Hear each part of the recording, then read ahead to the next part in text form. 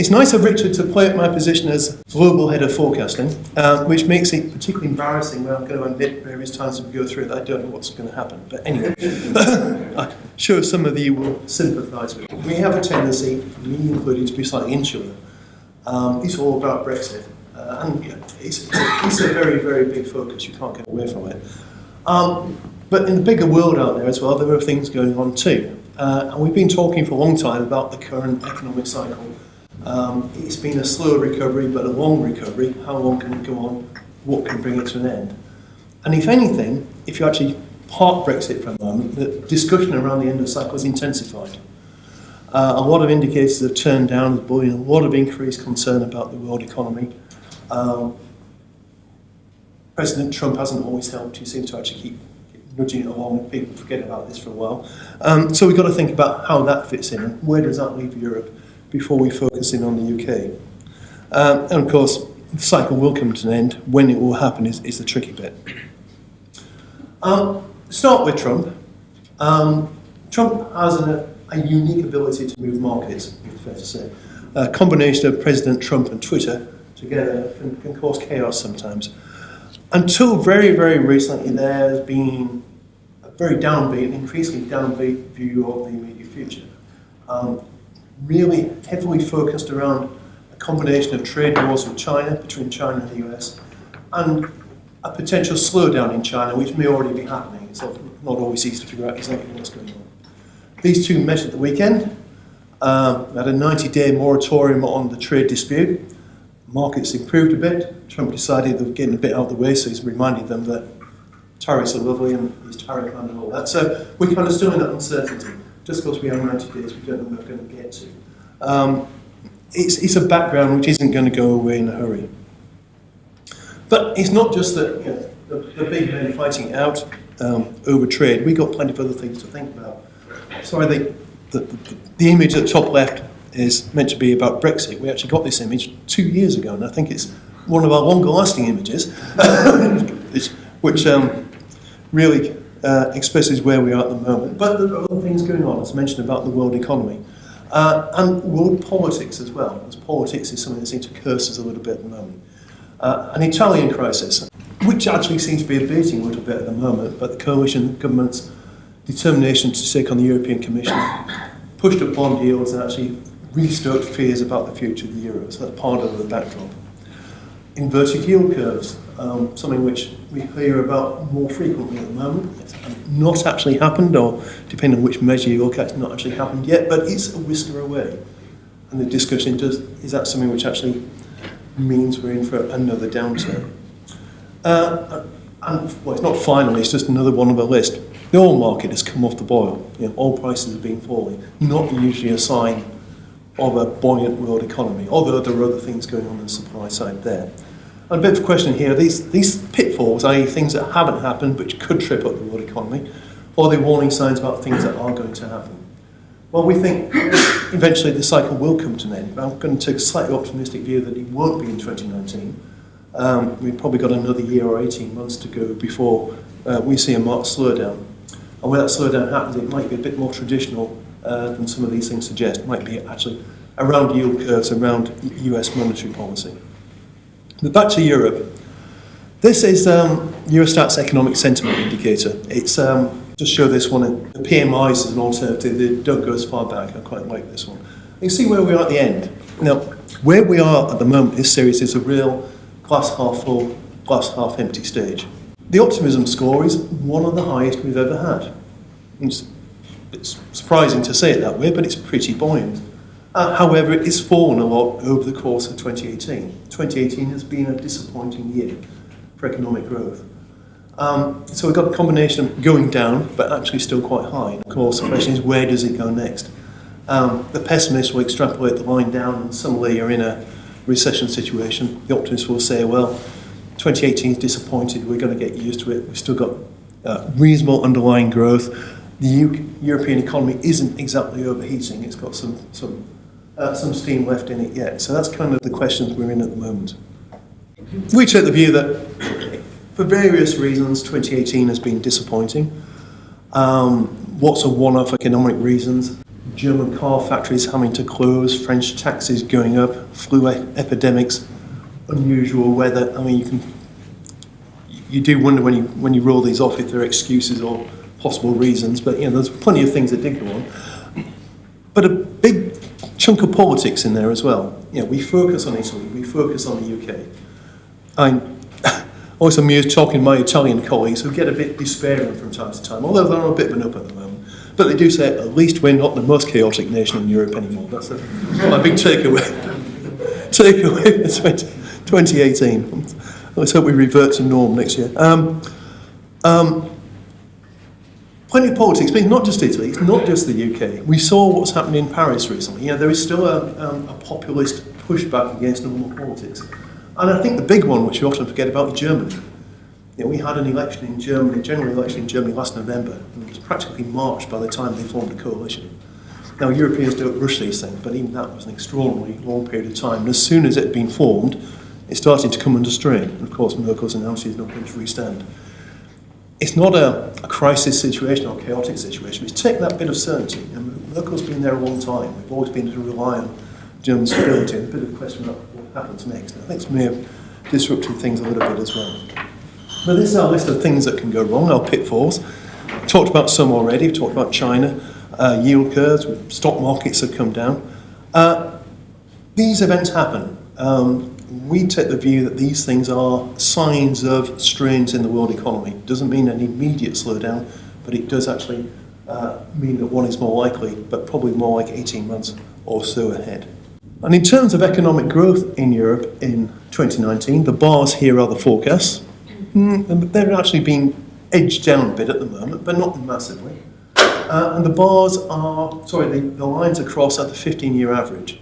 Now, 15-year averages for some European countries are not that impressive, but still, it's kind of indicates that all of these countries, we put the US on for comparison as well, except Central Europe, are actually expected to do better than their 15-year average in 2019. And in the case of Italy, spectacularly better than its 15-year average, which isn't that difficult. And Central Europe is only below it because it can't keep on catching up at a great speed forever. It's inevitably slowing down, but it's still not doing too badly. So when you look at it this way, it's trying to emphasise that things might have slowed down, but still Europe is behind the US in the cycle and has got a bit further to run. And even the UK is actually bang on the 15-year average if it hits this, which is pretty much a consensus forecast of 1.5%, albeit with risk for next year. So not a brilliant performance, but not quite the disastrous one some people talk about. Looking ahead in the cycle, looking for another areas, and another area of concern at the moment is interest rates, what's been happening to interest rates. Now this is going a little bit further out. This is our forecast for 10-year government bond yields in the UK, in the Euro area, and in the United States. There's a lot of talk at the moment about what happens when QE comes to an end, what happens when interest rates go up. But this is what we think. It's slightly dated already in that US rates have gone below 3%, not just above 3%, we thought, but we think they'll go back that way. The point here is we think there's a cyclical adjustment. The US economy is doing very well. Forget that. No signs, hardly any signs at all of a slowdown in the US. Monetary policy normalising, interest rates drifting up, and we think it would drag other interest rates up with it. But at the moment, there isn't actually that much sign of that happening. This is the kind of balancing factor, if you like. We could be too hawkish on interest rates, and we're probably less hawkish than everybody else as well. This might be the dog that doesn't bark. Longer term, we think when the US slows down, you actually go back to something a bit closer to where we are now. We've got to try and distinguish the cycle and the trend. So one of these areas for pessimism may or may not happen, but if it does happen, it's a relatively minor drift up in European interest rates. ECB pronouncements are, yes, QE is going to end, but they're quite dovish about what it means for turning back to QE and what it means for interest rates. Okay, let's get on to property in a little bit of a wider context. These are estimates of investment, property sales, commercial property sales, going back to 2007 for three big areas of the world: United States, Asia-Pac, and Europe. Point is, there's only one which is actually turning down. Now, obviously, this is backward-looking. This is to Q3. Asia-Pac has slowed down. US has had a revival. Trump economics has been good for a lot of things. There's a renewed faith from property investors in the US economy. It's been quite buoyant. But in Europe, it's not bad either. What's happening in Europe is we've had a big recovery and it's plateaued overall. There's stories within Europe I'll come to in a second. It may not last at this kind of rate, but there's nothing here that makes you immediately pessimistic. Looking forwards, well, there's the issues about Brexit to think about. There's also the thing we hear from a lot of agencies that the market's been so good recently in some countries that there's a shortage of stock to come to the market in the future, which might hamper things. But nobody of our agents are talking about a lack of investor demand. Obviously, there's a search for yield and concern about where it goes, but still plenty of money out there looking for a place to go. Break that down a bit further. This breaks Europe down into the UK and everywhere else. Everywhere else, the same story, except the upward curve goes on a bit longer, but levelled off at a high level. UK, well, we argue about this a lot. I would say there's a definite Brexit or referendum effect here. We saw investment volumes come down actually before the referendum. Actually, the peak was the time of the general election in 2015. But after that, actually, things are stabilised. Could be the exchange rate. Could be that UK is acting relatively good value, depending on how you think of the prospects compared to some other European countries. But things haven't been that bad. Could be a little bit tricky at the moment because investors are affected by the uncertainties that we all have. But the UK has levelled off, albeit at a low level. And just in terms of where the money's come from, because I think this is one of the things that actually kind of made people feel a bit uncertain of the future. This is purchases, the year-to-date 2018 compared to the same period of previous year. And some of the ups or some of the winners might actually surprise you. Biggest increase from France. Not only in France, but elsewhere as well. Canada, although a lot of that is cross-border flows into the United States at the top. But the ones we focused on is the downturn in Asia, including Australia in this case. Not all about economics, something to do about Chinese policy as well. But the big inflows of money from Asia, to some extent, have reversed. They've stopped. Actually, we've seen more money come from South Korea. It's not on here. We talk about Singapore, though it's sort of balanced out at a reasonably high level.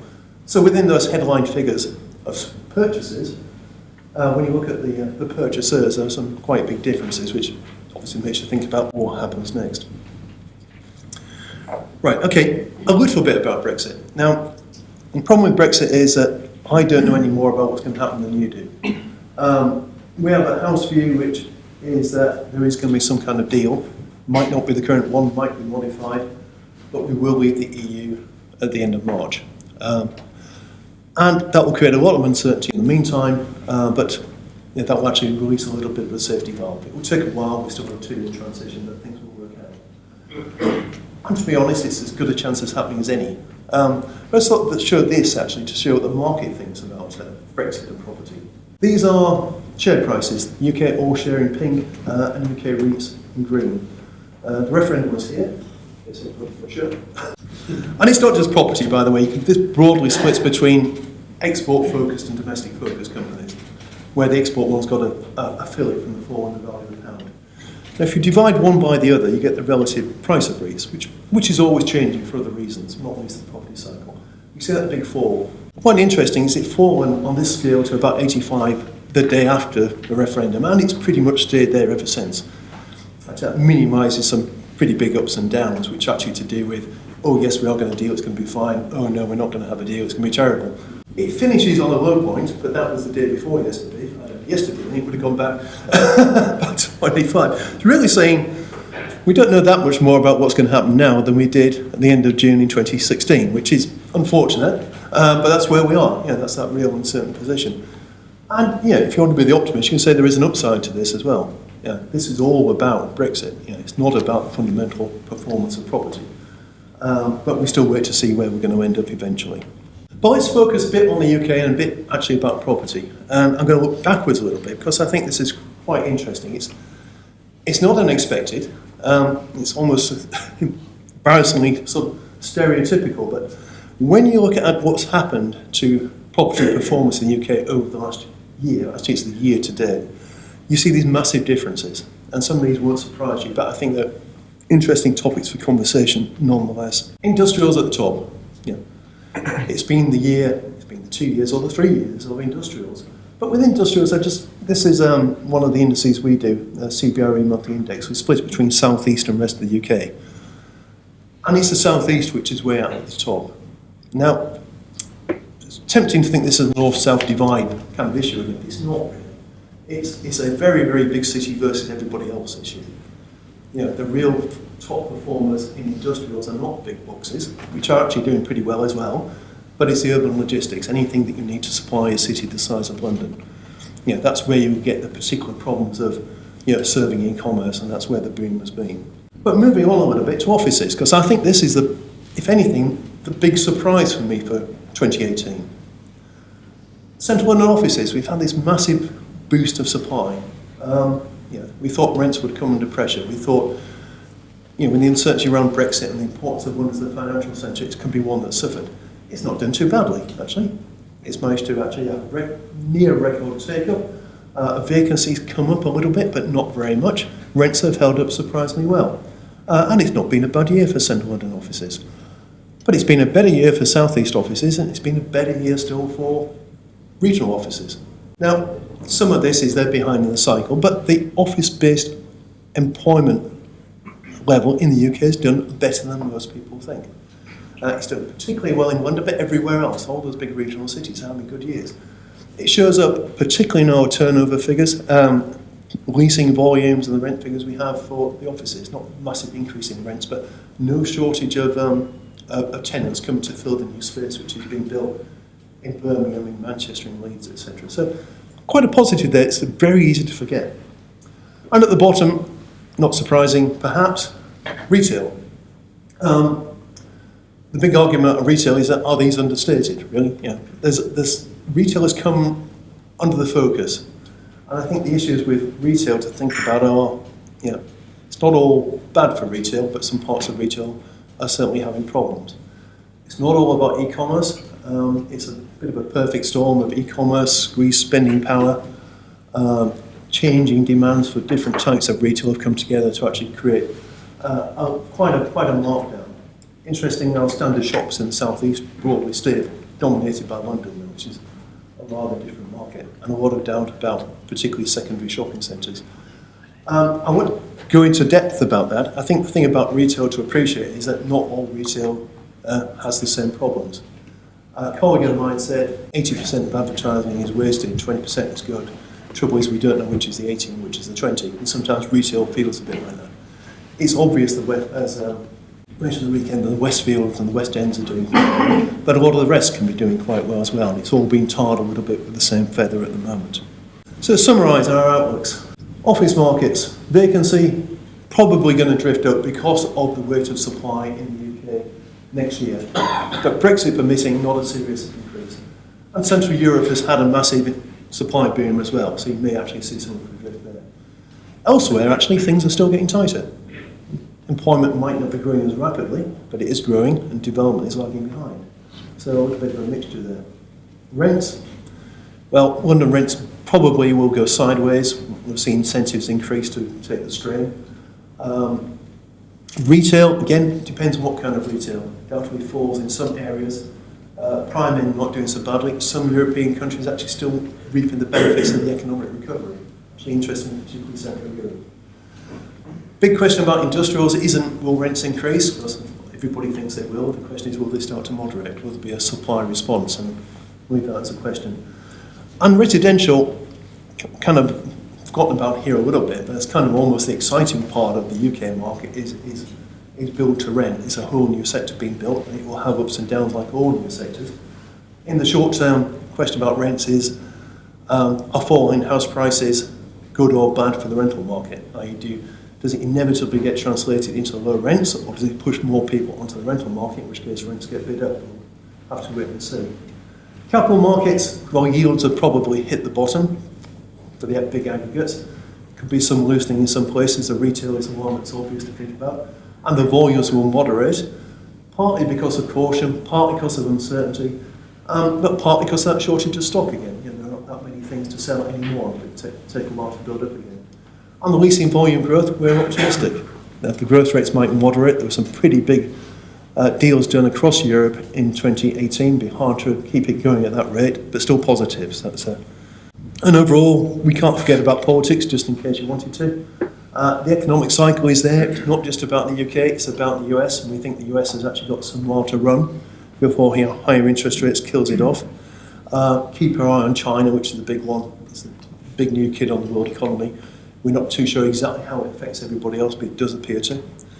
And in property, well, apart from all the things I've said, I think the obvious one is that we might not be at the end of the cycle, but we are end of cycle-ish. Things are quite fully priced, arguably more so on the continent than here. And under those circumstances, the easy win of buying, holding, waiting for yield compression to do the job doesn't work. It's much more focused on fundamentals. What kind of assets have got those fundamental supply-demand balances which will yield return in the future? I think that's what the retail industrial figures are actually saying a little bit, but the markets aren't always right.